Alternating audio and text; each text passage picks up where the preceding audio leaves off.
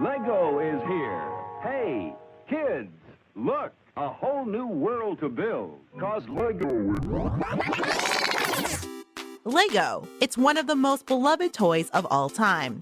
From building tiny spaceships to constructing miniature cities, these colorful plastic bricks can build a world of infinite possibilities. But it wasn't always smooth sailing for this Danish family-owned toy company.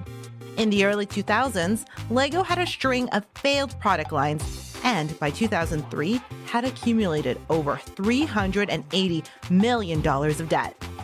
Lego was on track to bankruptcy. So how did this toy company manage to turn things around and dig themselves out of financial turmoil? Well, that's exactly what we're going to uncover in this podcast. Today, we're going to learn how leadership and innovative thinking created a ripple of changes that saved a toy empire from the brink of collapse.